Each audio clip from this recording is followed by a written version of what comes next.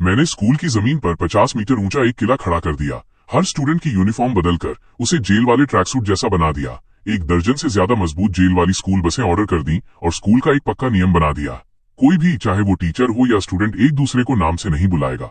हर किसी को एक नंबर मिलेगा, मतलब हर एक इंसान को। पता चला कि मेरे पुनर्जन्म के बाद वार्डन सिस्टम ने गलती से इस स्कूल को जेल समझ लिया और बस ऐसे ही मैं इसके वार्डन के रूप में जाग गया। जेल के रेनोवेशन का हर मिशन पूरा करो और सिस्टम भारी पैसा देता है। और अभी स्कूल का पहला दिन है और एक जबरदस्त एजुकेशन रियलिटी शो लाइव चल रहा है। प्रोडक्शन टीम ने 3 स्कूल चुने हैं जिनकी सोच एक दूसरे से बिल्कुल अलग है।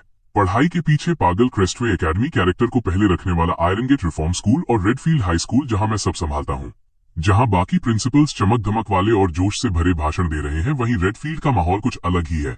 हर एक इंसान एक जैसे ट्रैक सूट में है और मैं उनका प्रिंसिपल चेहरे पर बेहद संजीदा भाव लिए पोडियम पर खड़ा हूं। आज यहाँ आपका पहला दिन है। मुझे चाहिए कि आप 3 बातें साफ साफ समझ लें। आप यहाँ तक कैसे पहुंचे, ये कैसी जगह है और आप यहाँ क्या करने आए हैं। बुलेट कमेंट्स तुरंत फटने लगे। इस स्कूल में चल क्या रहा है। ये शुरुआती भाषण तो बिल्कुल वैसा लग रहा है जैसे कैदियों को उनका परिचय दिया जा रहा हो। सब ट्रैक सूट में है। यह स्कूल है या जेल। अगले ही पल मैंने अपनी जैकेट उतार दी, जिसके नीचे बिल्कुल वैसा ही ट्रैक सूट था जैसा हर स्टूडेंट ने पहना था। मेरे इलाके में कोई रैंक नहीं है, कोई ओहदा नहीं है। हर टीचर और हर स्टूडेंट बराबर है और मैं भी इससे अलग नहीं हूँ।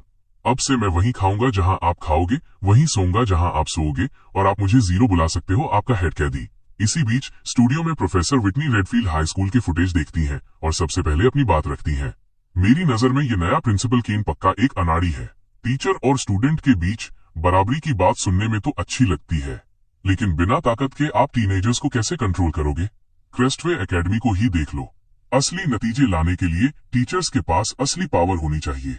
और अभी क्रेस्टवे में हर स्टूडेंट के हाथ में किताब है, यूनिफॉर्म एकदम साफ और परफेक्ट है। उनमें से लगभग हर किसी ने चश्मा पहना है। हेयर स्टाइल ऐसा है जैसे सब एक ही सांचे से निकल कर आए हों। प्रोफेसर विटनी अपनी बात जारी रखती है। वही तो स्कूलों के बीच का असली फर्क है। क्रेस्टवे के प्रिंसिपल चेन एक पुराने दोस्त हैं। मैंने क्रेस्टवे के तरीके को शुरू से बनाने में मदद की है। उनका तरीका स्टूडेंट्स के लिए सबसे सही है। बस बात खत्म। 94% टॉप यूनिवर्सिटी एडमिशन रेट। आपको बस इसी सबूत की जरूरत है। जैसे ही उन्होंने अपनी बात खत्म की, कमेंट सेक्शन 2 हिस्सों में बंट गया। कुछ लोग सहमत थे। प्रोफेसर विटनी सही कह रही हैं। जो सिस्टम अपनी आखिरी हद तक जाता है, वही स्टूडेंट्स को टॉप यूनिवर्सिटीज में पहुंचाता है। दूसरे लोग विरोध कर रहे थे। ये सिस्टम बहुत क्रूर है। इसे देखकर ही मेरा दम घुट रहा है। मिली जुली प्रतिक्रियाएं गुस्से से भरी हुई थीं। एक ऐसा शांत गुस्सा उस सिस्टम के खिलाफ जिसे कोई नहीं जानता कि ठीक कैसे करना है। होस्ट की आवाज आगे बढ़ती है और live feed Iron Gate Reform School की तरफ मुड़ती है। मैदान पर स्टूडेंट्स रंगों के समंदर की तरह दिख रहे हैं। यूनिफॉर्म ड्रेस कोड तो भूल ही जाओ। आपको शायद ही कोई ऐसा मिले जिसके बाल कुदरती काले हों। उनसे वजह पूछो तो उनके जवाब बड़े क्रिएटिव होते हैं। कमजोर खान पान की वजह से मेरे बाल अपने आप पीले हो गए, या मुझे एल्बिनिज्म की बीमारी है और मेरे पास इन्हें वापस काला रंगने के पैसे नहीं है। आयरन गेट के प्रिंसिपल वे अपनी इस सोच पर डटे हुए हैं कि पहले इंसान और बाद में पढ़ाई। उन्होंने अपने पिछले प्रिंसिपल के मुकाबले काफी बेहतर नतीजे देकर कई बिगड़े हुए बच्चों को सुधार दिया है। स्क्रीन पर इन तीनों स्कूलों के बीच का फर्क देखकर कमेंट्स की बाढ़ आ गई। इंसानियत वाली पढ़ाई। चलो सच बोलते हैं, इसका सीधा मतलब है कि बस बिगड़े हुए बच्चों को कोई गड़बड़ करने से रोकना। उस जगह से पास होने वाले बच्चे अगर किसी छोटे मोटे कॉलेज में भी पहुंच जाएं, तो खुद को खुशनसीब समझें। सोचिए आप दोबारा जन्म लें, दुनिया जीतने के लिए तैयार हों और आपकी आंख किसी स्कूल के बाथरूम के फर्श पर खुले जहां आपको ये तक न पता हो कि आपके पिता कौन है। दूसरों ने कहा कि शायद आयरन गेट के स्टूडेंट सबसे ज्यादा नंबर न लाते हों, लेकिन क्रेस्टवे के मुकाबले वहां दबाव बहुत कम है।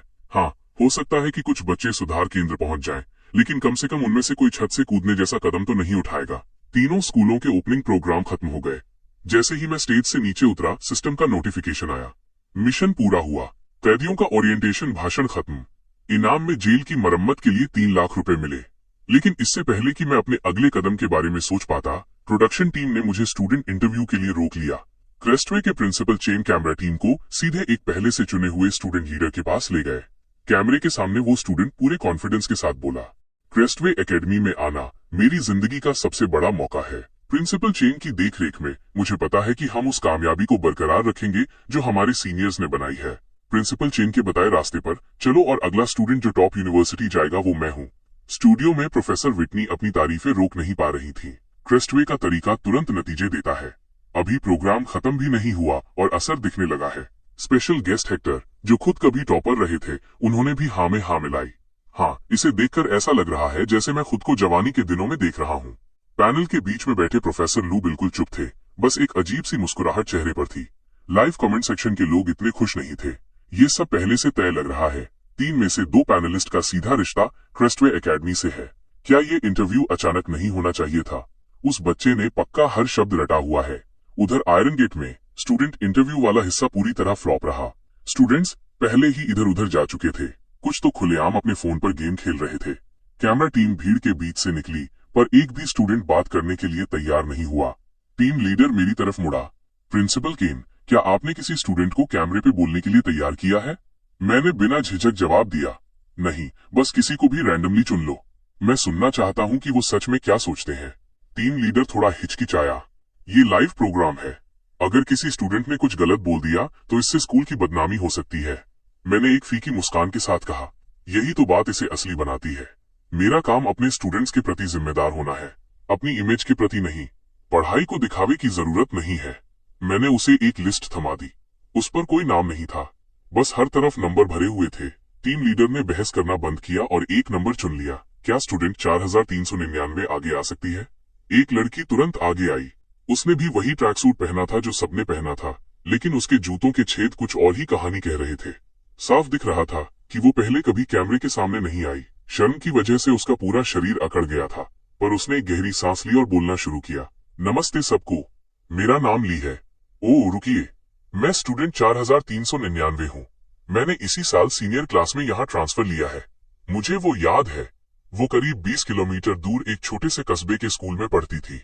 लेकिन जैसे जैसे पुराने टीचर्स रिटायर हुए, नए वालों को क्रेस्टवे जैसे स्कूलों ने अपनी तरफ खींच लिया और उस कस्बे का इकलौता हाई स्कूल पहले ही बंद हो चुका था। 5 साल पहले उसने अपनी 9वीं और 10वीं की पढ़ाई 100 किलोमीटर दूर एक स्कूल में अकेले रहकर पूरी की थी। इस साल जब रेडफील्ड हाई स्कूल खुला, तब जाकर उसके घरवाले उसे वापस अपने जिले में लेकर आए। रिपोर्टर बीच में बोलता है, स्टूडेंट 4399, हम जानना चाहते हैं कि क्या यहाँ का जेल जैसा माहौल आपको परेशान करता है, और ये जो सब एक दूसरे को नंबर से बुलाते हैं, इसके बारे में क्या कहना है? टीम लीडर साफ तौर पर उससे कुछ नेगेटिव बुलवाना चाहता था, लेकिन 4399 ने इसे अनसुना कर दिया और सीधा जवाब दिया, बिल्कुल नहीं, मैं यहाँ इसलिए आई हूँ क्योंकि यहाँ की फीस माफ है। यही सच है। उसने अपने शब्द बहुत सोच समझ कर चुने और अपनी बात रखी। मेहनत करना तो नॉर्मल बात है। हाई स्कूल की पढ़ाई कब आसान होती है? कॉलेज जाने के लिए एंट्रेंस एग्जाम ही इकलौता रास्ता नहीं है, पर अभी के लिए मेरे पास यही सबसे अच्छा मौका है। बाहर से देखने पर यूनिफॉर्म और यहाँ के हालात खराब लग सकते हैं, पर उससे हमें कोई फर्क नहीं पड़ता। यहाँ का सारा खर्चा स्कूल उठाता है। कोई भी बच्चा जानबूझकर पीछे नहीं रहना चाहता। ऐसा मौका मिलने पर मैं सच में बहुत शुक्रगुजार हूँ। जैसे ही उसने ये कहा, उसके पीछे खड़े स्टूडेंट्स ने भी शांति से सिर हिलाकर उसकी बात का समर्थन किया। लाइव देख रही ऑडियंस को भी ये बात छू गई। अब लग रहा है कि ये असली है। ये लड़की कोई प्लांट की हुई नहीं हो सकती। मुझे लगा था रेडफील्ड बस दिखावा कर रहा है, पर पता चला कि फीस, खाना और रहना सब फ्री है। इससे तो पूरी बात ही बदल गई। स्टूडियो में प्रोफेसर विटनी ने फिर से बीच में टोक दिया, प्रिंसिपल केन जितना चाहे नाटक कर लें, पर इससे ग्रेड्स अच्छे नहीं आने वाले। ये तो अंधे के आगे मोमबत्ती जलाने जैसा है, पूरी तरह से बर्बादी। मुझे उम्मीद है कि ये अनाड़ी इन बच्चों का भविष्य खराब नहीं करेगा, और मैं दिल से ये चाहती हूँ कि इस शो के टेलीकास्ट होने के बाद एजुकेशन डिपार्टमेंट प्रिंसिपल केन के खिलाफ जरूरी एक्शन ले। वो एक मिसाल है कि क्या नहीं करना चाहिए। उनकी बातों से साफ पता चल रहा था कि वो चाहती हैं कि रेडफील्ड बंद हो जाए। कमेंट्स में लोग उनके खिलाफ भड़क गए। क्या प्रोफेसर विटनी ने कभी किसी गांव या छोटे जिले में कदम भी रखा है? क्या उन्हें अंदाजा भी है कि वहां के बच्चों के लिए पढ़ाई करना कितना मुश्किल है? उन्होंने अभी तक एक भी क्लास होते हुए नहीं देखी और पहले ही फैसला सुना दिया। वो खुद को समझती क्या है, कोई सर्वज्ञानी? प्रोफेसर विटनी ने देखा कि कमेंट्स में उनकी कितनी बुराई हो रही है। उनके चेहरे के हाव भाव थोड़े बदल गए। तभी प्रोफेसर लू, जो इतनी देर से चुप थे, आखिरकार बोले, प्रोफेसर विटनी, आप इसे एक नाटक कह रही हैं, तो फिर आप खुद एक स्कूल क्यों नहीं खोल लेती और इससे बेहतर नाटक करके दिखाती? मुझे याद आता है कि छोटे जिलों के हाई स्कूलों का फंड काटकर टॉप टीचर्स को क्रेस्टवे जैसे बड़े संस्थानों में भेजने का फैसला आपकी ही सिफारिश थी, है ना? इस मुश्किल हालात को पैदा करने में आपका ही हाथ था। तो फिर आपको प्रिंसिपल केन की बुराई करने का क्या हक है? प्रोफेसर विटनी टस से मस नहीं हुई। हाँ, वो मेरी ही सिफारिश थी और नतीजे सबके सामने हैं। चलिए आंकड़ों की बात करते हैं। क्या छोटे जिलों के स्टूडेंट्स के नंबरों में सुधार नहीं हुआ? क्या उन्हें बेहतर शिक्षा नहीं मिली? हकीकत यही साबित करती है, क्रेस्टवे का तरीका हर तरह के स्टूडेंट्स के लिए सबसे अच्छा है। प्रोफेसर लू, क्या आप सच में ये कह रहे हैं कि प्रिंसिपल केन की ये नौटंकी बेहतर नतीजे देगी? ये दोनों बहुत पढ़े लिखे लोग हैं। इनकी बहस महज एक दूसरे पर भड़ास निकालना नहीं थी। प्रोफेसर लू ने अपने बैग से कागजों का एक बड़ा बंडल निकाला। आपको डेटा चाहिए प्रोफेसर विटनी? तो ये लीजिए डेटा।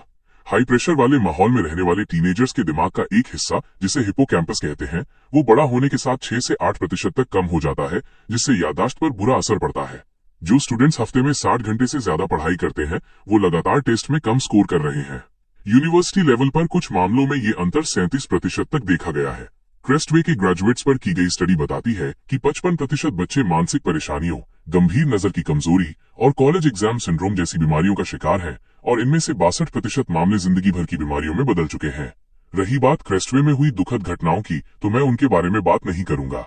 मुझे नहीं पता कि प्रिंसिपल केन का तरीका सही जवाब है या नहीं, लेकिन क्रेस्टवे का तरीका तो बिल्कुल भी सही नहीं है।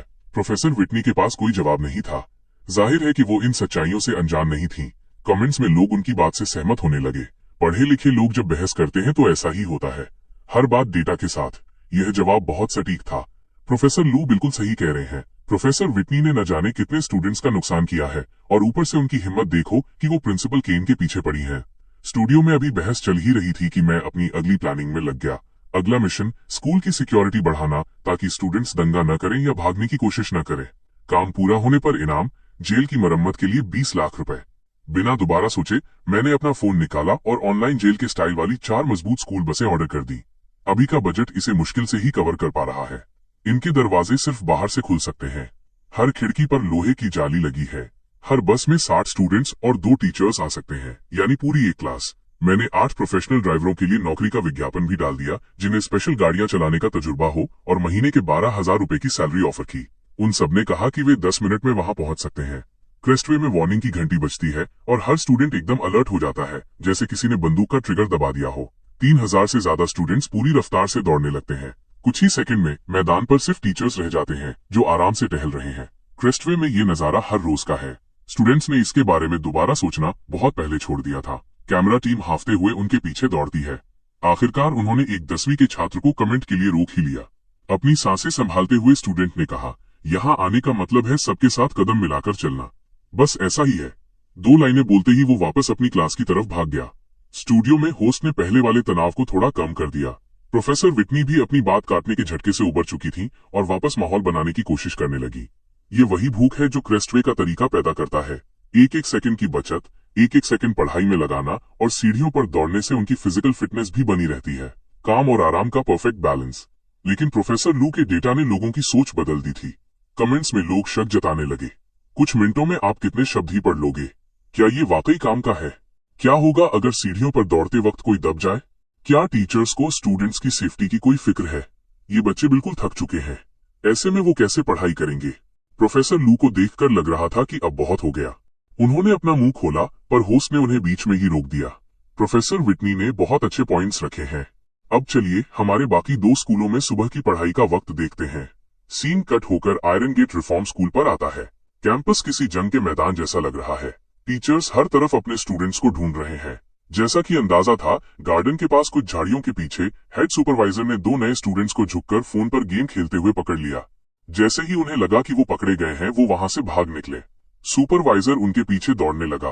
वो 2 नए बच्चे एक पूर्व फौजी का मुकाबला नहीं कर सकते थे।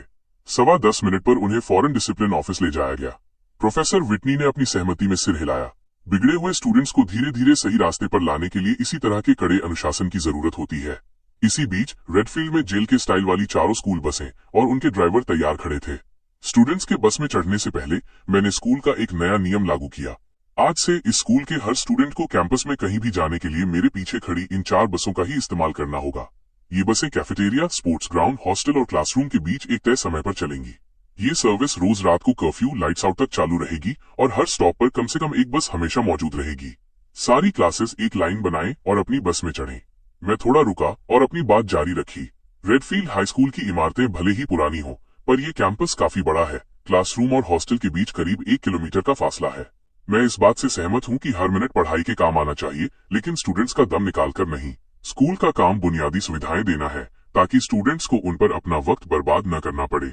अगर स्टूडेंट्स के पास बाथरूम जाने तक का वक्त नहीं है, तो ये असली जेल से भी बदतर है, और इसका पढ़ाई से कोई लेना देना नहीं है। इन बसों की वजह से स्टूडेंट्स को एक कदम भी फालतू चलने की जरूरत नहीं पड़ेगी। इंटरनेट पर फिर से हंगामा मच गया। ये स्कूल बसें नहीं है, ये तो कैदियों को ले जाने वाली गाड़ियां हैं। प्रिंसिपल केन कोई कसर नहीं छोड़ रहे। सिर्फ इन बसों पर ही अच्छी खासी रकम खर्च हुई होगी। जेल वाला स्कूल ड्रामा तो जबरदस्त चल रहा है, लेकिन बसों के अंदर स्टूडेंट्स काफी एक्साइटेड थे और आपस में फुसफुसा रहे थे। सच कहूं तो मेरे गांव में तो पब्लिक बसें तक नहीं है। मैंने कभी नहीं सोचा था कि प्रिंसिपल केन हमारे लिए ऐसा कुछ करेंगे। स्टूडियो में प्रोफेसर विटनी ने साफ तौर पर बहुत कुछ देख लिया था। उन्होंने अपना सिर हिलाया। इस तरह पैसा बहाना, क्या प्रिंसिपल केन सिर्फ सुर्खियां बटोरने के लिए स्कूल का फंड फूंक रहे हैं? ये पूरी तरह से दिखावा है। इसके जवाब में बात आई, मैं इसके उलट कहूंगा। इन बसों में पैसा लगाना दिखाता है कि प्रिंसिपल केन असल में इस बात पर ध्यान देते हैं कि स्टूडेंट्स की जरूरत क्या है। बहुत से स्कूल इंडोर स्टेडियम और स्विमिंग पूल पर पैसा बहा देते हैं। यहाँ हर कोई हाई स्कूल से गुजरा है। खुद से ईमानदारी से पूछो, आपने असल में उन सुविधाओं का कितनी बार इस्तेमाल किया? वे साल भर ताले में बंद रहते हैं। उसे कहते हैं दिखावा, सिर्फ बड़े अधिकारियों को खुश करने के लिए। कमेंट्स में लोग इस बात से सहमत होने लगे। बिल्कुल सही, उन चीजों पर खर्च करना जिनका स्टूडेंट्स कभी इस्तेमाल ही नहीं करते, उसका क्या फायदा? ये बसें तो रोज काम आएंगी। प्रोफेसर विटनी को तो बस हर चीज में गलती निकालनी है। वो बिल्कुल भी निष्पक्ष नहीं है। प्रोफेसर विटनी कमियां निकालने में इतनी माहिर है कि अगली बार जब मैं मछली खाऊंगा तो उन्हें हड्डियां चुनने के लिए बुला लूंगा। स्टूडियो में दोनों प्रोफेसरों के बीच अभी भी बहस चल रही थी और उन्होंने पास ही चुपचाप बैठे हेक्टर को भी इसमें घसीट लिया, जो क्रेस्टवे के पूर्व टॉपर रहे थे। प्रोफेसर लू उनकी तरफ मुड़े। हेक्टर, तुमने अभी कुछ समय पहले ही हाई स्कूल खत्म किया है। अगर तुम्हारे स्कूल में ऐसी बसें होती तो तुम पैदल चलते या बस लेते? हेक्टर अजीब तरह से हंसे। मैं शायद बस ही लेता। उनके मुंह से ये शब्द निकले ही थे कि प्रोफेसर विटनी ने उन्हें एक तीखी नजरों से देखा और उसी पल हेक्टर को ऐसा लगा जैसे वो वापस क्रेस्टवे एकेडमी में पहुंच गए हों। वो तुरंत अपनी बात से पलट गए। हाई स्कूल की पढ़ाई बहुत भारी होती है। स्टूडेंट्स के पास एक्सरसाइज करने का वक्त ही कहाँ होता है। पैदल चलना और दौड़ना यकीनन एक बेहतर चुनाव है।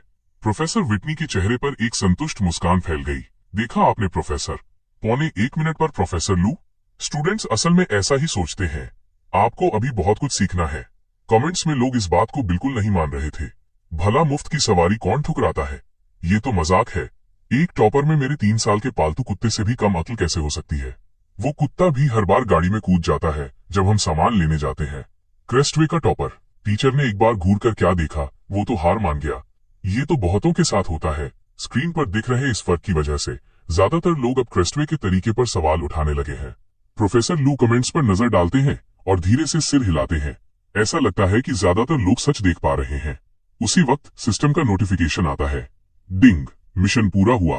कॉमन एरिया की सिक्योरिटी बढ़ गई है। इनाम में 20 लाख रुपए मिले। अब जब सुबह की पढ़ाई शुरू हो चुकी है, मैं अपने ऑफिस वापस जाता हूँ।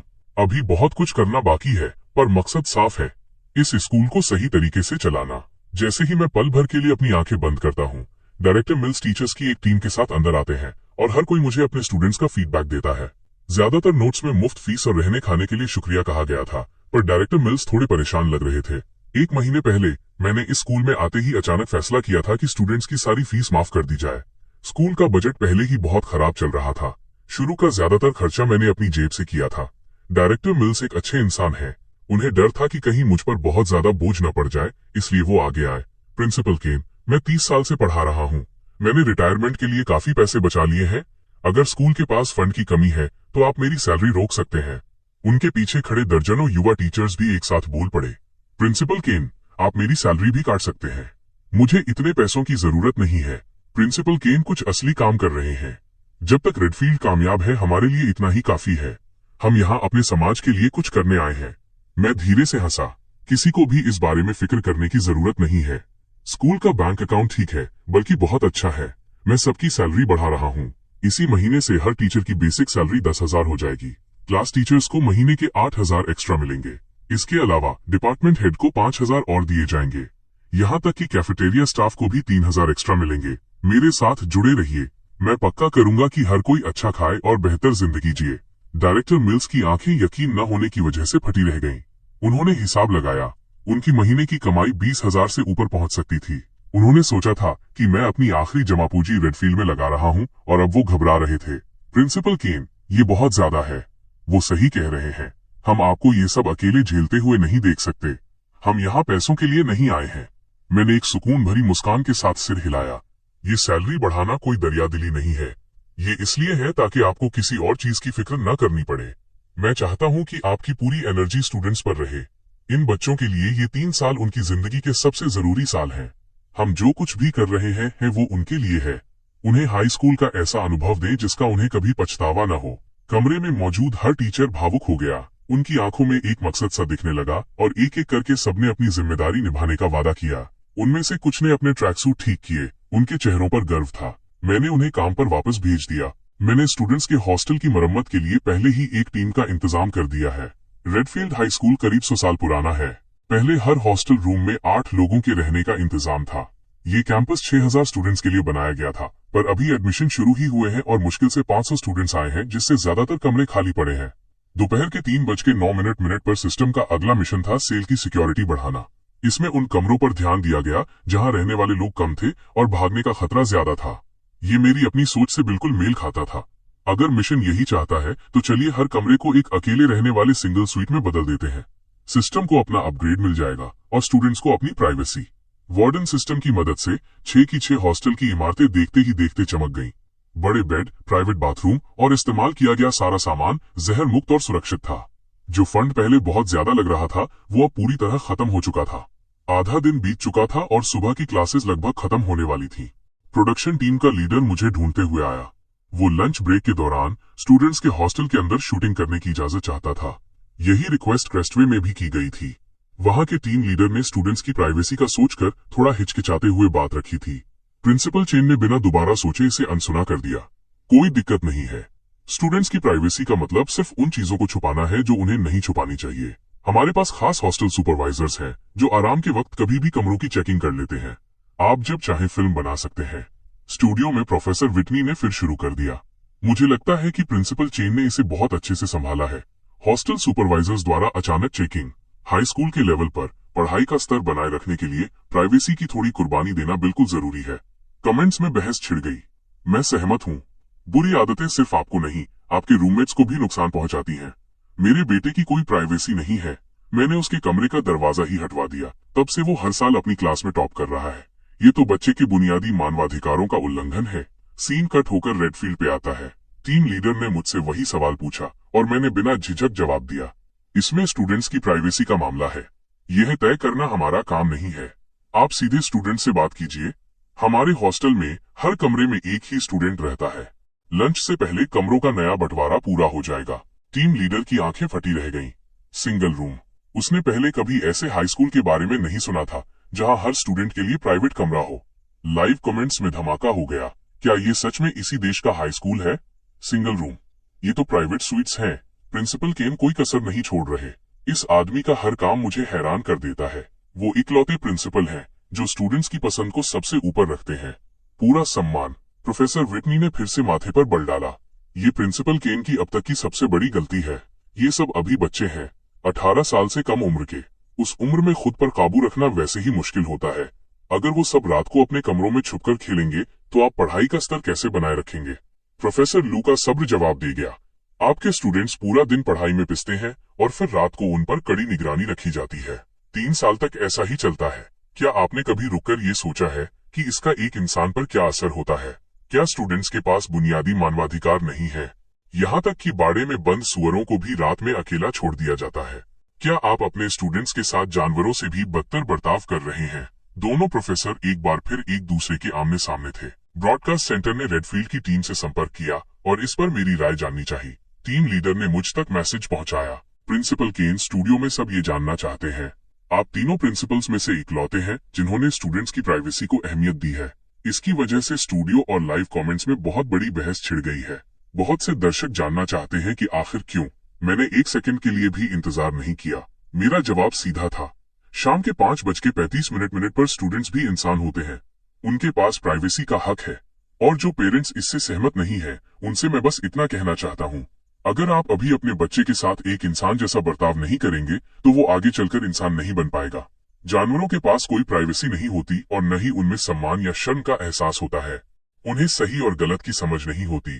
तो असल में आप क्या पाल रहे हैं? एक इंसान या उससे कुछ कम? इस तरह की पढ़ाई स्टूडेंट्स को आगे नहीं बढ़ा रही है, ये उन्हें बर्बाद कर रही है। इन शब्दों ने इंटरनेट पर तहलका मचा दिया। कमेंट्स की बाढ़ आ गई। मैं मानता हूं कि मैंने फैसला सुनाने में जल्दी कर दी। मुझे लगा था प्रिंसिपल केन बस सुर्खियां बटोरने के लिए नाटक कर रहे हैं। मुझे अंदाजा नहीं था कि इन सब के पीछे उनकी कोई असल सोच है। मैं सच में हैरान हूं। काश उनके जैसे और भी टीचर्स होते। स्टूडियो में प्रोफेसर विटनी अपनी बात पर अड़ी रही। प्रोफेसर लू, आप कहते हैं कि हमारा मॉडल स्टूडेंट्स को नुकसान पहुंचाता है। फिर भी हेक्टर, जो क्रेस्टवे से टॉपर बनकर निकले थे, आज देश की सबसे अच्छी यूनिवर्सिटी में टॉप पर हैं। क्या यही आपका तथाकथित नुकसान है? प्रोफेसर लू शांत रहे और इसके बजाय हेक्टर की तरफ मुड़े। हेक्टर, मैं तुमसे कुछ पूछना चाहता हूँ। क्या तुम्हें लगता है कि तुम्हारी अपनी कोई आजाद सोच है? हेक्टर थोड़े झिझके, फिर तुरंत बोले, बिल्कुल है। लेकिन प्रोफेसर लू ने हाथ उठाकर उन्हें रोक दिया। रुकिए, ये शो पूरे दिन से चल रहा है और मैं तुम्हें देख रहा हूँ। हर बार बोलने से पहले तुम पहले प्रोफेसर विटनी की तरफ देखते हो। क्या तुमने खुद इस पर गौर किया है? हम सब जानते हैं कि प्रोफेसर विटनी कभी तुम्हारी टीचर रही थी, लेकिन उस बात को 3 साल बीत चुके हैं और तुम अब भी उनसे डरते हो। तुम अब भी एक बराबरी के स्तर पर उनका सामना नहीं कर सकते। सिर्फ यही बात हमें बता देती है कि कितना नुकसान हो चुका है। हेक्टर ने ये सुना और उनके अंदर कुछ बदल गया। ये डर, ये अनचाही आदत उन्होंने खुद में कभी महसूस नहीं की थी। उसी पल स्टूडियो की बड़ी स्क्रीन पर मेरे शब्द दोबारा चलाए गए। अगर आप अभी अपने बच्चे के साथ एक इंसान जैसा बर्ताव नहीं करेंगे तो वो आगे चलकर इंसान नहीं बन पाएगा। ये शब्द तीनों पैनलिस्ट के मन में बैठ गए। प्रोफेसर विटनी ने इसे नजरअंदाज कर दिया, लेकिन हेक्टर सन्न रह गए। उनके चेहरे के भाव समझ पाना मुश्किल था। प्रोफेसर लू ने एक हल्की मुस्कान के साथ कहा, बहुत ही खूबसूरती से कही गई बात। हेक्टर, तुमने सुना जो अभी प्रिंसिपल केन ने कहा, अपने आप से ईमानदार रहो। क्या तुम्हें लगता है कि तुम अभी एक आजाद सोच वाले वयस्क हो? सवाल सीधा था और हेक्टर का दिमाग सुन्न हो गया। आदत के मुताबिक उनकी नजरें फिर से प्रोफेसर विटनी की तरफ उठीं, और जैसे ही उन्हें एहसास हुआ कि उन्होंने क्या किया है, वो फिर से जम गए। फिर धीरे से उन्होंने अपना सिर झुका लिया। शहर के दूसरी तरफ मुझे अंदाजा भी नहीं था कि ये सब हो रहा है। इंटरव्यू खत्म होने के बाद मैंने क्लास टीचर्स के साथ एक छोटी मीटिंग बुलाई। मुझे आमतौर पर छोटी बड़ी मीटिंगों का ये सिलसिला पसंद नहीं है, पर स्कूल के अभी शुरुआती दिन है और हम तभी मिलते हैं जब वाकई जरूरत हो। आज की मीटिंग एक नए प्लान को शुरू करने के लिए है। इसी बीच तीनों स्कूलों के स्टूडेंट्स अपनी सुबह की क्लासेस खत्म करके अपने पहले लंच ब्रेक की तरफ बढ़े। क्रेस्टवे का कैफेटेरिया बिल्कुल वैसा ही था जैसा उम्मीद थी। स्टूडेंट्स बिल्कुल सीधी लाइनों में खड़े थे, एक हाथ में ट्रे, दूसरे हाथ में किताब, और वो चुपचाप कुछ याद कर रहे थे। दीवारों पर मोटिवेशनल बैनर लगे थे। लंच ब्रेक सिर्फ 10 मिनट का था। लड़के और लड़कियां सब ऐसे खाना खा रहे थे जैसे उन्होंने दिनों से कुछ न खाया हो। जैसे ही उन्होंने खाना खत्म किया, वो हॉस्टल की तरफ दौड़ पड़े, क्योंकि जो भी तय समय पर अपने बेड पर नहीं मिलता उसे कड़ी सजा भुगतनी पड़ती है। परमिशन मिलने के बाद कैमरा टीम पहले ही हॉस्टल की बिल्डिंग में पहुंच चुकी थी। हॉस्टल सुपरवाइजर्स बाहर गलियारों में पहरा दे रहे थे। रात के 8:03 पर, और अगर कोई स्टूडेंट बाथरूम जाने के लिए भी बाहर निकलता है तो उससे सवाल जवाब किए जाते हैं। स्टूडियो में पैनलिस्ट अपना लंच खत्म कर चुके हैं और अब थोड़े थके हुए लग रहे हैं, लेकिन प्रोफेसर विटनी अभी भी उतनी ही मुस्तैद हैं। मुझे यकीन है कि दर्शक ये देख सकते हैं, क्रेस्टवे का हर कोना अनुशासन और बारीकी से चलता है। इस माहौल में ढलने वाले स्टूडेंट्स में हर सेकंड के लिए लड़ने की आदत हो जाती है। पढ़ाई ऐसी ही होनी चाहिए। ऐसी आदत उनकी पूरी जिंदगी काम आएगी। प्रोफेसर लू ने कोई बहस नहीं की। इसके बजाय वो एक दबी हुई चिंता के साथ हेक्टर की तरफ मुड़े। हेक्टर, तुमने जिक्र किया था कि लंच से पहले तुम्हारा पेट खराब था। क्या अब तुम बेहतर महसूस कर रहे हो? एक छोटा सा सवाल, ये सब कुछ बयां कर देता है कि क्रेस्टवे के इस तरीके की क्या कीमत चुकानी पड़ती है। हेक्टर ने एक फीकी मुस्कान दी और धीरे से उनका शुक्रिया अदा किया। प्रोफेसर विटनी जवाब देने ही वाली थी कि होस्ट बीच में आ गए। चलिए दूसरे स्कूल का लंच ब्रेक देखते हैं। कैमरा आयरन गेट की तरफ मुड़ता है, जहां स्टूडेंट्स हॉस्टल की गलियारों में आलस के साथ टहल रहे हैं और कभी कभी बस मजे के लिए उछलकर छत छूने की कोशिश कर रहे हैं। टीम एक हॉस्टल के कमरे का दरवाजा खोलती है। ये 40 लोगों के रहने वाली एक बहुत बड़ी जगह है और अंदर घुसते ही एक तेज गंध आती है। कैमरा ऑपरेटर अंदर कदम नहीं रखता और लेंस को दूसरी तरफ मोड़ लेता है। पास ही एक टीचर स्टूडेंट की मंजूरी से उसके सामान की चेकिंग कर रहा है कि चीजें कैसे रखी गई हैं। एक बैग खुलता है और सब चुप हो जाते हैं। वो बैग कसरत के सामान और ट्रेनिंग इक्विपमेंट से भरा हुआ है। पढ़ाई लिखाई का तो नामो निशान तक नहीं है। टीचर उस सामान को घूरता रह जाता है। ये तो हथियारों का जखीरा लग रहा है। लेकिन जहां कमेंट्स में लोग किसी धमाके की उम्मीद कर रहे थे, टीचर ने कोई हंगामा नहीं किया, बिल्कुल भी नहीं। कमेंट सेक्शन में शोर मच गया, ये स्टूडेंट हॉस्टल नहीं है, ये तो हथियारों का अड्डा है। मुझे तो अचरज नहीं होगा अगर अगली बार ये कोई मशीन गन निकाल ले। मैं तो हंस हंस के पागल हो रहा हूँ। उस स्कूल में टीचर होना वाकई खतरनाक काम है। स्टूडियो में professor Whitney Iron Gate Reform School के बारे में कुछ जानकारी देती हैं। आयरन गेट इस शहर का सबसे मशहूर सुधार केंद्र है। कई पेरेंट्स को जब लगता है कि उनका बच्चा हाथ से निकल गया है तो वो उसे यहाँ भर्ती कराने के लिए कुछ भी करने को तैयार हो जाते हैं। ये वो बच्चे हैं जिन्हें औरों से ज्यादा कड़े अनुशासन की जरूरत है। वक्त के साथ वे नियमों का पालन करना सीखते हैं और समाज के काम आने वाले इंसान बनते हैं। अपनी बात खत्म करते हुए उन्होंने प्रोफेसर लू की तरफ एक इशारा किया, ये देखने के लिए कि वो क्या पलटवार करते हैं। प्रोफेसर लू उनकी बातों में नहीं आए। उन्होंने बस शांति से कहा, इनमें से ज्यादातर बच्चों का ऐसा होने का कारण उनके परिवार से जुड़ा है। ऐसे बच्चों को सबसे ज्यादा समझदारी और सम्मान की जरूरत होती है। मुझे यकीन है कि प्रिंसिपल केन के तरीके से ये बच्चे बहुत आगे बढ़ेंगे। सीन रेडफील्ड की तरफ मुड़ता है, जहां जेल वाली स्कूल बसें हॉस्टल की बिल्डिंग के बाहर रुकती हैं। स्टूडेंट्स पेट भरकर खाना खाकर और रिलैक्स होकर नीचे उतरते हैं। वो पुरानी और खस्ताहाल हॉस्टल की बिल्डिंग अब पूरी तरह बदल चुकी है। एक क्लास टीचर लड़कों के एक ग्रुप को उनके नए कमरों की तरफ ले जाता है। कैमरा टीम एक स्टूडेंट से बात करती है और उसके कमरे के अंदर शूटिंग करने की परमिशन लेती है। उस स्टूडेंट का नंबर 9527 है। वो अभी 18 साल का हुआ है। उसकी उम्र के ज्यादातर बच्चे अभी यूनिवर्सिटी में होंगे। उसे हाई स्कूल में अपना मौका इसी साल मिल रहा है। जब वो छोटा था तभी उसके माता पिता गुजर गए थे। उसकी दादी ने उसे पाला है। वो अपनी दादी को रोज खेतों में झुककर काम करते और थकते हुए नहीं देख सकता था, इसलिए उसने जल्दी स्कूल छोड़ दिया और खुद काम ढूंढने निकल गया।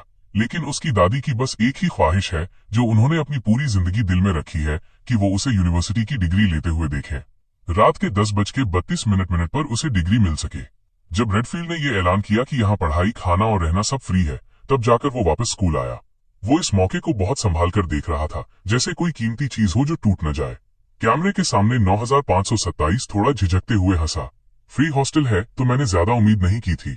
हालात कैसे भी हों, मैं बस प्रिंसिपल केन का शुक्रगुजार हूँ कि उन्होंने मुझे ये मौका दिया। लेकिन जब कैमरा टीम उसके पीछे कमरे के अंदर गई तो सब दंग रह गए। 9527 अभी भी वहां हैरान खड़ा था। तभी क्लास टीचर ने उसकी हथेली पर एक कार्ड रख दिया। ये तुम्हारे कमरे का की कार्ड है, इसे संभाल कर रखना, दोबारा बनवाना बड़ा झंझट का काम है। 9527 टीचर को देखता रह गया। उसे अपनी आंखों पर यकीन नहीं हो रहा था। वहां कोई दूसरा स्टूडेंट नहीं था, बस एक बेड था। ये पूरा कमरा मेरा है। उसके पीछे बाकी स्टूडेंट्स भी खुशी से झूम उठे। 9527 उनके साथ बाहर निकला और दरवाजा बंद हो गया। वो कभी की कार्ड को देखता तो कभी दरवाजे को। कहीं कोई चाबी लगाने की जगह ही नहीं थी। उसे समझ नहीं आ रहा था कि क्या करे। जब वो टीचर के पीछे जाकर पूछने की सोच ही रहा था, तभी एक मजबूत हाथ ने उसकी कलाई पकड़ ली।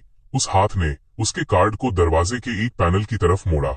इसे यहाँ टच करो, ये खुल जाएगा। एक हल्की सी बीप हुई और दरवाजा खुल गया। 9527 थैंक यू कहने के लिए पीछे मुड़ा और एकदम जम गया। ट्रैक सूट में खड़ा वो शख्स प्रिंसिपल केन था। वो तुरंत सावधान की मुद्रा में आ गया। प्रिंसिपल केन, नमस्ते, मैं 9527 हूँ। ये मेरा कमरा है। मैंने उसके कंधे पर हाथ थपथपाया और मुस्कुराते हुए कहा, मिलकर अच्छा लगा। मैं बगल वाले कमरे में ही हूँ। अब से हम पड़ोसी हैं, एक दूसरे का ख्याल रखेंगे। कैमरा टीम ने ये पूरा मंजर कैद कर लिया। कमेंट्स की तो जैसे बाढ़ आ गई। स्टूडियो में प्रोफेसर विटनी का भी मुंह खुला का खुला रह गया। लेकिन असली सरप्राइज तो अभी आना बाकी था। हर स्टूडेंट के कमरे में एक एआई डिवाइस लगाया गया था। 9527 आराम करने के लिए बैठ ही रहा था कि एक शांत इलेक्ट्रॉनिक आवाज आई। हेलो 9527, मैं आपका एआई वॉइस असिस्टेंट मोनोक्रोम हूँ। कृपया कुछ बोलिए, मैं आपकी आवाज रजिस्टर करूंगा। 9527 चौंक गया। क्या? ये क्या है? आवाज आई, वॉइस रजिस्ट्रेशन पूरा हुआ। आपकी सेवा करना मेरे लिए खुशी की बात है। आप अपने कमरे से कभी भी मेरा नाम पुकार सकते हैं और मैं हाजिर हो जाऊंगा। 9527 ने धीरे से पूछा, तो तुम असल में कर क्या सकते हो? मोनोक्रोम ने तुरंत जवाब दिया, आप मेरे जरिए अलार्म सेट कर सकते हैं, खिड़कियां, पर्दे और कमरे की इलेक्ट्रॉनिक चीजें कंट्रोल कर सकते हैं और हॉस्टल स्टाफ या मेडिकल टीम को बुला सकते हैं। मुझमें एक व्यवहार मॉनिटर करने वाला सिस्टम भी है जो आपके रोजाना के पैटर्न को देखता है, ताकि आपकी मानसिक और शारीरिक सेहत का ख्याल रखा जा सके और अगर कुछ गड़बड़ लगे तो हॉस्टल स्टाफ को अलर्ट कर सके। लेकिन आप बेफिक्र रहे, सारा डेटा यहीं प्रोसेस होता है, कहीं बाहर अपलोड नहीं होता। कोई भी आपका पर्सनल डेटा नहीं देखता। प्रिंसिपल केन की तरफ से मैं आपकी पूरी प्राइवेसी की गारंटी देता हूँ। 9527 की बोलती बंद हो गई। पूरी कैमरा टीम भी सन्न थी। लाइव कमेंट्स में तो जैसे धमाका हो गया। क्या ये सच है? एक हाई स्कूल में प्राइवेट रूम तो बड़ी बात थी ही, ऊपर से एआई वॉइस असिस्टेंट भी। मुझे तो खुद पर शर्म आ रही है। प्रिंसिपल केन ने तो कमाल कर दिया। ये सेटअप तो ज्यादातर यूनिवर्सिटी के हॉस्टल से भी बेहतर है। स्टूडियो में प्रोफेसर लू हंस पड़े। पढ़ाई का भविष्य वाकई युवाओं के हाथ में है। प्रिंसिपल केन दशकों आगे की सोच रहे हैं। प्रोफेसर विटनी ने तुरंत विरोध किया, आप आर्टिफिशियल इंटेलिजेंस जैसी अधूरी टेक्नोलॉजी को पढ़ाई के बीच में कैसे आने दे सकते हैं? स्टूडेंट के व्यवहार को समझने के लिए इंसान की समझ और परवाह की जरूरत होती है। मैं किसी मशीन पर भरोसा नहीं कर सकती। प्रोफेसर लू ने अपना सिर हिलाया। ये हॉस्टल के कमरे में लगा एक स्मार्ट स्पीकर है। आप तो ऐसे बर्ताव कर रही हैं जैसे कोई खतरा हो। इतनी बड़ी सोच के सामने मैं आपको अंधा कहूं या बस जिद्दी? 25-17 मिनट पर प्रोफेसर विटनी अपनी जगह से खड़ी हो गई। उनकी आवाज तेज थी। प्रोफेसर लू, ये तो बिल्कुल हद पार करना है। ये हाई स्कूल की पढ़ाई है। ये इन स्टूडेंट्स का पूरा भविष्य तय करती है। क्या ये वक्त ऐसे खतरनाक एक्सपेरिमेंट्स करने का है? उन्हें अंदाजा भी नहीं है कि वो क्या जोखिम ले रही हैं। एक गलती और वो इन स्टूडेंट्स की जिंदगी हमेशा के लिए बर्बाद कर सकती है। आखिरकार तीनों स्कूलों के हॉस्टल में शांति छा गई। आराम के वक्त का सम्मान करते हुए कैमरा टीम ने शूटिंग बंद कर दी। मैंने लंच ब्रेक का इस्तेमाल लाइव प्रोग्राम देखने के लिए किया। मैंने सुना जो प्रोफेसर विटनी कह रही थी। मुझे इससे कोई फर्क नहीं पड़ता। मेरा उनसे कोई जाति झगड़ा नहीं है, पर उनकी पुरानी सोच अब इतिहास के कूड़ेदान की चीज हो चुकी है। शो के नंबर्स मेरी उम्मीद से कहीं ज्यादा निकल गए। 30 लाख से ज्यादा लोग एक साथ देख रहे थे, जिसने बाकी सभी प्लेटफॉर्म्स को पीछे छोड़कर नंबर 1 जगह बना ली। दूसरे नंबर पर एक बहुत बड़ा स्ट्रीमर था, जिसकी स्क्रीन पर भी यही शो चल रहा था। उसके अपने लाइव दर्शक 10 लाख से ऊपर थे। मैंने उसकी स्ट्रीम पे क्लिक किया। उसने खाने का एक बड़ा कटोरा पकड़ा हुआ था और उसकी चॉपस्टिक्स स्क्रीन की तरफ थी। सच कहूं तो मुझे इस शो से ज्यादा उम्मीद नहीं थी। मुझे लगा था कि ये बस क्रेस्टवे एकेडमी का एक प्रचार वाला डॉक्यूमेंट्री होगा, पर रेडफील्ड हाई स्कूल के प्रिंसिपल केन, भाई इसका एंटरटेनमेंट तो अलग ही लेवल पे है। वो हर मोड़ पर क्रेस्टवे के तरीके को टक्कर दे रहे हैं। ड्रामा जबरदस्त है और उन दोनों प्रोफेसरों की बहस कमाल का कंटेंट है। मैं तो इसी के लिए यहाँ हूँ। वो थोड़ा रुका और फिर बोला, देखो मैंने तो बस मिडिल स्कूल तक पढ़ाई की है। मैं तो बस वो किस्मत वाला इंसान हूँ जो सही वक्त पर सही जगह था। कोई गहरी सोच नहीं है यहाँ, पर दोनों तरफ की बहस सुनकर मुझे दोनों ही थोड़े सही लग रहे हैं। दर्शकों को ये बात बिल्कुल सही लगी। ये दो अलग सोच की टक्कर है। मैं ये दावा नहीं करता कि मुझे सब समझ आ रहा है। मैं तो बस ये देखना चाहता हूँ कि प्रिंसिपल केन आगे क्या करते हैं। तुम प्रिंसिपल केन के इतने बड़े फैन हो और तुमने हाई स्कूल भी पूरा नहीं किया। क्यों ना रेडफील्ड में एडमिशन ले लो और हमारे लिए वहीं से स्ट्रीम करो। हाँ, ये कमेंट तो जबरदस्त है। असली सवाल ये है कि क्या प्रिंसिपल केन मुझ जैसे पढ़ाई में ढीले इंसान को लेंगे? स्ट्रीमर गलत नहीं है। अगर ईमानदारी से कहूं तो हाई स्कूल की पढ़ाई पर आमतौर पर इतना ध्यान नहीं दिया जाता। मुझे भी मानना पड़ेगा कि मैंने ही इस शो को एक बड़ा तमाशा बना दिया है। मैं अभी इस बारे में सोच ही रहा था कि किसी ने मेरे हॉस्टल के कमरे का दरवाजा खटखटाया। वो डायरेक्टर मिल्स थे। इसी बीच सिस्टम का अगला काम इंटरनल सेल पेट्रोल था, जिसमें स्टाफ की भारी कमी दिखाई गई थी। मैंने डायरेक्टर मिल्स से स्कूल के लिए और पेट्रोलिंग स्टाफ भर्ती करने में मदद मांगी। इलाके के ज्यादातर काबिल टीचर्स को बड़े शहरों के स्कूलों ने पहले ही अपनी तरफ खींच लिया था, इसलिए मैंने अपनी नजर रिटायर्ड और अनुभवी टीचर्स पर टिका दी। उनमें शायद पूरा दिन पढ़ाने की ताकत न हो, पर मुझे उनकी जरूरत बस हॉस्टल में निगरानी रखने के लिए थी। पढ़ाने की कोई जरूरत नहीं। डायरेक्टर मिल्स ने इसे बहुत अच्छे से संभाला। ज्यादातर रिटायर्ड टीचर्स मान गए। डायरेक्टर मिल्स ने आगे कहा, प्रिंसिपल केन, मेरी माँ भी इसमें शामिल होना चाहती है। वो फिर से काम आना चाहती है। मैंने हल्की मुस्कान के साथ कहा, ये तो बहुत अच्छी खबर है। फिर आप ऐसे क्यों लग रहे हैं जैसे आपने कोई कड़वी चीज खा ली हो? डायरेक्टर मिल्स ने समझाया, उनमें से ज्यादातर स्कूल की सोच का समर्थन करते हैं, पर काफी पुराने टीचर्स को लगता है कि पढ़ाई का हमारा तरीका उनके उसूलों से मेल नहीं खाता। मेरी माँ मदद करके खुश थी, पर उन्होंने मुझसे कहा कि मैं आपके पढ़ाने के तरीकों को लेकर आपको कुछ सलाह दूं। वो चाहती हैं कि आप इतने जोखिम लेना बंद करें। वो आपकी क्लास टीचर रह चुकी हैं, जैसा कि आप जानते हैं, और 27-41 मिनट पर आपको पता है कि वो कितनी जिद्दी हो सकती हैं। मैंने अपने दिमाग पर जोर डाला और उनकी यादें ताजा हो गईं। एकदम सख्त और काम से काम रखने वाली टीचर, जिले की एक मशहूर टीचर जो हाई स्कूल के 3 साल मेरी क्लास टीचर रही थी। वो सजा के तौर पर मुझसे पूरे के पूरे पैराग्राफ लिखवाया करती थी। वो ऐसी इंसान है जो एक बार अपनी बात पर अड़ गई तो फिर 10 जंगली सांड भी उन्हें अपनी जगह से नहीं हिला सकते। उन्हें सिर्फ बातों से मनाना मुमकिन नहीं होगा, पर मुझे पूरा भरोसा है कि यह कोई बड़ी समस्या नहीं है। ये रिटायर्ड टीचर्स पूरी तरह से पत्थर की लकीर नहीं है। एक बार जब वो अपनी आंखों से देख लेंगे कि हम यहाँ असल में क्या बना रहे हैं, तो वो खुद ब खुद मान जाएंगे। चलिए उन्हें आज रात ही बुला लेते हैं। मुझे बस शाम की पढ़ाई, स्टडी हॉल की निगरानी के लिए उनकी जरूरत है। कोई थका देने वाला काम नहीं है। उन्हें थकाना मत। हमारी शाम की पढ़ाई 3 घंटे चलती है, हर घंटे के 200 रुपए। ध्यान रहे कि इन टीचर्स को अच्छा पैसा मिले। डायरेक्टर मिल्स ने काम संभाल लिया और जाने के लिए मुड़े, पर इससे पहले कि वो दरवाजे से बाहर निकलते, कुछ और टीचर्स ने दस्तक दी और अंदर आ गए। उनका नेतृत्व एक नए क्लास टीचर कर रहे थे। उन्होंने एक झेप भरी मुस्कान के साथ अपना सिर खुजलाया। प्रिंसिपल केन, मैंने गौर किया कि हॉस्टल में अभी भी बहुत सारे कमरे खाली हैं। हम सब बाहर किराए के कमरों में रह रहे हैं। क्या हमारे लिए भी आपकी तरह हॉस्टल में रहना मुमकिन होगा? मैंने अपना सिर हिलाया। आप अभी जवान हैं, खुद को इस मुश्किल में मत डालिए। आपकी अपनी जिंदगी है, अपना परिवार है जिसके बारे में आपको सोचना चाहिए। टीचर्स थोड़े उलझन में दिखे। प्रिंसिपल केन, मुश्किल में डालने से आपका क्या मतलब है? ये हॉस्टल हमारे बाहर वाले किराए के कमरों से कहीं बेहतर है और यहाँ रहने का मतलब है कि हम हमेशा स्टूडेंट्स के लिए मौजूद रहेंगे। वो टीचर थोड़ा हिचकिचा रहे थे। साफ दिख रहा था कि उन्हें ये पूछने में थोड़ी शर्म आ रही है। मैंने मुस्कुराते हुए हाथ हिलाया। ठीक है, ठीक है। डायरेक्टर मिल्स के पास अपना नाम लिखवा दो और जब भी तैयार हो अपना सामान ले आओ। फिर उस टीचर ने कुछ और बात छेड़ी। वो थोड़े शर्मिंदा लग रहे थे। प्रिंसिपल केन, मैंने आज की स्ट्रीम की रिकॉर्डिंग देखी और मुझे एहसास हुआ कि 9527 को अपना की कार्ड इस्तेमाल करना नहीं आता था और मैं वहां से जा चुका था। वो मेरी गलती थी, मुझे उस पर ध्यान देना चाहिए था। अब इसके बारे में सोचता हूं तो लगता है कि अगर स्टूडेंट्स को रोजाना की जिंदगी में कोई परेशानी आती है तो हम टीचर्स का यहाँ होना बहुत काम आएगा। हम तुरंत मदद कर पाएंगे। बाकी सभी टीचर्स ने हाँ में सिर हिलाया। अब मुझे साफ दिख रहा है, कम से कम इन युवा टीचर्स के बीच मेरी सोच ने अपनी जगह बना ली है। वे खुद को स्टूडेंट्स की जगह रखकर सोचना सीख रहे हैं। पर इससे एक छोटी सी समस्या खड़ी हो गई। मैंने तुरंत कहा, उस सूरत में डायरेक्टर मिल्स, मैं चाहता हूं कि आप एक मिसाल कायम करें। डायरेक्टर मिल्स थोड़े तनाव में आ गए। वो मेरे काम पर यकीन तो करते थे, पर घर पर उनके बूढ़े माँ बाप और छोटे बच्चे थे। पूरा वक्त हॉस्टल में रहने से घर में अनबन हो सकती थी। पर फिर उन्होंने सोचा, स्टूडेंट्स के लिए तो इतना करना बनता है। उन्होंने तुरंत वादा किया, ठीक है, मैं कल ही यहाँ रहने आ जाऊंगा। फिर मैंने बात पलट दी। गलत जवाब, आप किसी भी हाल में यहाँ रहने नहीं आ रहे हैं। जब मैंने कहा मिसाल कायम करें तो मेरा मतलब उन टीचर्स के लिए था जिनका अपना परिवार है। मैं जो पैमाना तय करना चाहता हूँ वो ये है, आप अपनी जिंदगी का ख्याल रखते हुए भी अपने स्टूडेंट्स को सब कुछ दे सकते हैं। दोनों चीजें जरूरी हैं। इसके लिए शर्मिंदा होने की जरूरत नहीं है। डायरेक्टर मिल्स ये सुनकर भावुक हो गए। वो बार बार सिर हिलाने लगे। मैं समझ गया प्रिंसिपल केन, मेरे लिए उनकी इज्जत और बढ़ गई। मुझे अपनी तारीफ में कोई दिलचस्पी नहीं है। मैंने सबको बाहर भेजा और दरवाजा बंद कर दिया। कुछ ही देर बाद सिस्टम का पैनल फिर से चमका। मिशन पूरा हुआ।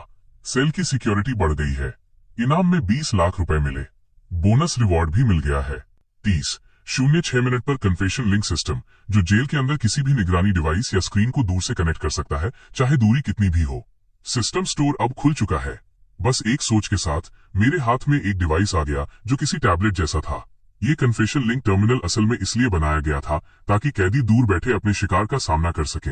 एक ऐसा डिवाइस जो किसी भी दूरी से काम करता है और इसमें कॉग्निटिव वेल लगा है ताकि सिस्टम के होने पर कोई सवाल न उठाए। लेकिन मेरे स्टूडेंट्स कैदी नहीं है, उन्हें किसी जुर्म का इकरार नहीं करना है। मैंने फिर से सिस्टम स्टोर चेक किया। वहां सिर्फ एक आइटम अकेला पड़ा था, ऑफिशियल कन्फेशन लिंक टर्मिनल। कीमत 100% फंड। मुझे एक आइडिया आया। मैं इनका एक बैच खरीदकर स्टूडेंट्स के परिवारों को भेज सकता हूँ। इनमें से ज्यादातर परिवार पीढ़ियों से उसी जमीन पर खेती कर रहे हैं। कई स्टूडेंट्स ऐसे हैं जिनके माँ बाप काम के लिए बाहर रहते हैं और वो पीछे अकेले रह गए हैं। बहुत कम बच्चों का अपने परिवार से आसानी से संपर्क हो पाता है। ये बच्चे जो अपने गांव छोड़कर जिले में पढ़ने आए हैं, उन्हें घर की याद जरूर आएगी। अगर वो इस बोझ को लेकर चलेंगे तो इसका असर उनकी पढ़ाई समेत हर चीज पर पड़ेगा। उनका प्रिंसिपल होने के नाते इसे ठीक करना मेरा काम है। इस टर्मिनल के जरिए मैं हर कमरे के मोनोक्रोम यूनिट को सीधा घर से जोड़ सकता हूँ, जिससे हर स्टूडेंट अपने अपनों से रोज आमने सामने बात कर सके। अभी ये सोच पूरी भी नहीं हुई थी कि मैं उठकर वापस अपने ऑफिस पहुंच गया। 50,000 के फंड से 500 कन्फेशन लिंक टर्मिनल खरीद लिए। मैंने हर स्टूडेंट के घर का पता निकाला और तुरंत कुरियर वाले को फोन लगा दिया। जब तक सब इंतजाम हुआ, दोपहर के 2 बज रहे थे और एक और बात दिमाग में आई। हर कोई ये नहीं समझेगा कि मैं यहाँ क्या बनाने की कोशिश कर रहा हूँ। विरोध तो होगा ही, लेकिन मैं जो चाहता हूँ, जिसके लिए मैं काम कर रहा हूँ, वो एक ऐसी दुनिया है जहाँ हर कोई इसे समझे। इसलिए मैंने तुरंत रेडफील्ड हाई स्कूल का एक ऑफिशियल अकाउंट रजिस्टर किया। स्कूल पहले से ही इतना चर्चा में था कि वेरिफिकेशन वाले ने इसे तुरंत संभाल लिया। 15 मिनट के अंदर काम हो गया। देखते ही देखते यूजर्स की एक बाढ़ सी आ गई। फॉलोअर्स और मैसेज एकदम से बढ़ गए। ज्यादातर लोग साथ दे रहे थे, पर बहुत से लोग नाराज भी थे और मुझे धोखेबाज कह रहे थे जिसे बंद कर देना चाहिए। उन सब में एक मैसेज अलग से चमक रहा था। एक पेरेंट ने दिल से अपनी बात लिखी थी, 1000 से ज्यादा शब्दों में। उसे पूरा पढ़ने तक मेरे सारे शक दूर हो चुके थे। मेरा इरादा और भी पक्का हो गया। सिर्फ रेडफील्ड ही नहीं, मैं इस मॉडल को पूरे देश में फैला दूंगा। अब मैंने अपना ध्यान अगले मिशन पर लगाया, मील सिस्टम रेनोवेशन, यानी खाने के इंतजाम में सुधार। सिस्टम का अलर्ट आया, कैदियों को हर बार खाने के लिए अपनी सेल से बाहर आना पड़ता है, जिससे सिक्योरिटी का खतरा बढ़ जाता है। खाने की सप्लाई के नियम सेफ्टी और साफ सफाई के मानकों पर खरे नहीं उतर रहे, जिससे सेहत बिगड़ने का डर है। अभी का कैफेटेरिया सिस्टम इस शरीर के पिछले मालिक ने एक ठेकेदार को आउटसोर्स कर रखा था, जो अभी ट्रायल पर ही था। यहाँ अभी बहुत काम करना बाकी है।